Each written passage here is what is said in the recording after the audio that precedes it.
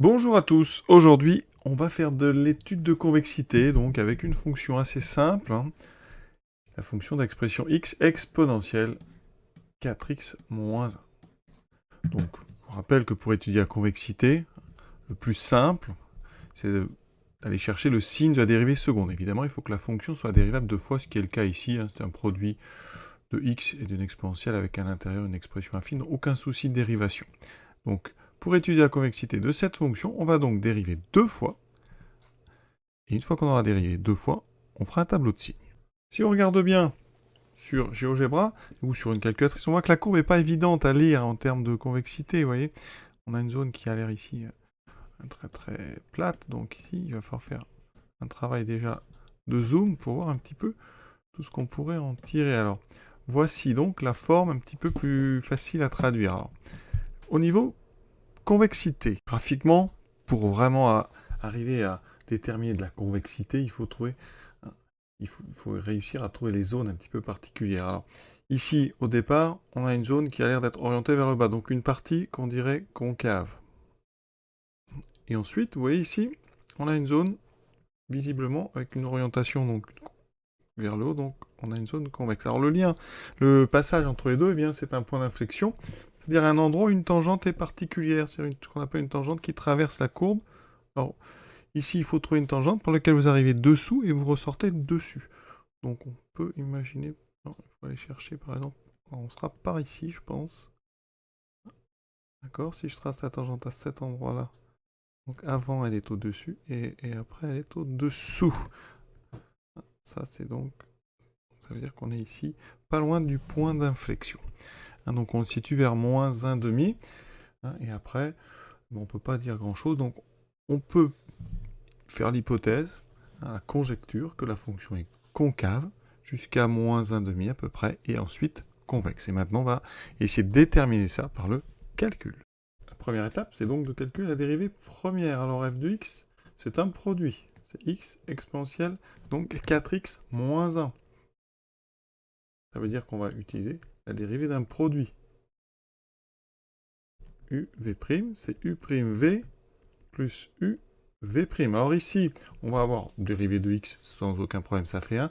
Par contre, exponentielle 4x moins 1, eh bien, ce que je vous propose, c'est d'utiliser une formule générale qui permet de développer, de dériver les composés avec donc une fonction dans un exponentiel, donc exponentielle u, c'est u' e de u.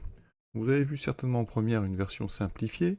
Quand on a la fonction kx associée à l'exponentielle de ax plus b, eh bien si on dérive, on a x donne a exponentielle ax plus b. On a un petit a ici qui sort. Ici, notre u, c'est 4x moins 1, et donc on a u', on a un 4 qui va sortir. Donc la dérivée d'exponentielle 4x moins 1, c'est 4 fois exponentielle 4x moins 1. Alors, je vais l'écrire pour que ça soit bien clair pour tout le monde. Donc, exponentielle 4x moins 1, et je dérive, c'est 4 exponentielle 4x moins 1. Voilà. Pour f', donc. On aura, alors, j'applique la formule. La dérivée de x, donc 1 fois v, plus u, donc x, fois la dérivée de exponentielle 4x moins 1, donc 4 exponentielle 4x moins 1. On factorise par exponentielle 4x moins 1. Parce que vous voyez que quand on dérive une fonction avec un produit et un exponentiel, on a un facteur commun. Je le mets en évidence, on a exponentielle 4x moins 1 au commun. Donc, on trouve dans les parenthèses 1 plus 4x. X fois 4, ça fait 4x, donc ça fait 4x plus 1. Donc on obtient une dérivée qui est de la même forme que f, donc on va réutiliser la même formule, celle qui permet de dériver un produit. On obtient donc f seconde.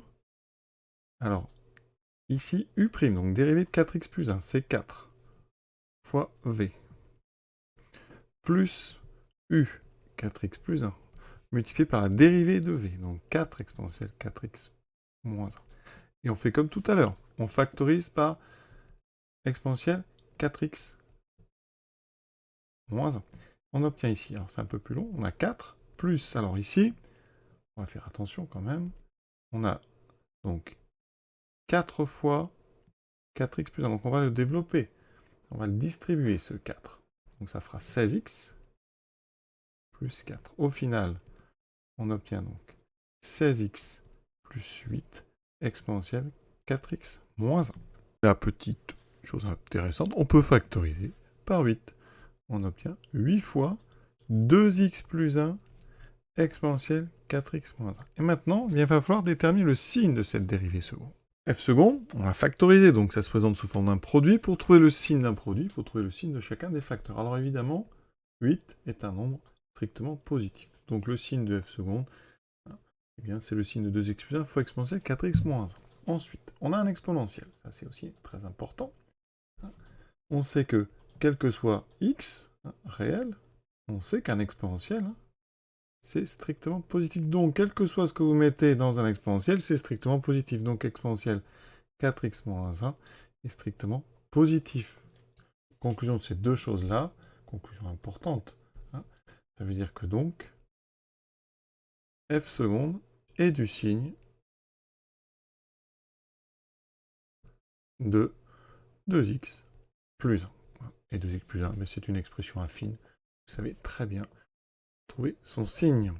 Donc on fait le tableau directement. On est donc sur R. On va ici mettre f seconde. Alors 2x plus 1. Pour trouver le signe d'une fonction d'une expression affine, il faut savoir quand est-ce que ça s'annule. Donc x plus 1 égale 0. Ça fait x égale moins 1 demi. Alors ça tombe bien parce que c'est justement ce qu'on avait pressenti avec notre conjecture. Donc ici, on va avoir moins 1 demi. F seconde, donc, s'annule en moins 1 demi. 2x plus 1, c'est une fonction affine croissante. Donc ici, c'est moins plus. Maintenant, eh bien, on peut donc, comme ça, donner rapidement la convexité de f. Ici, on fera des petites phrases après, mais on a négatif. Donc ça veut dire qu'ici, la fonction f est concave. On a un changement de signe de f seconde, donc on a ici un point d'inflexion, et après on a une partie donc convexe, puisque f seconde est positive. Donc bilan, sur moins l'infini, moins 1 demi, f est concave. Ça veut dire qu'elle est toujours située, la courbe est toujours située sous ses tangentes. Sur 1 demi, enfin moins 1 demi plus l'infini, f est convexe. C'est-à-dire que la courbe de f est toujours au-dessus de ses tangentes. Et on a un point d'inflexion, donc la courbe de f, qu'on va appeler CF, admet un point d'inflexion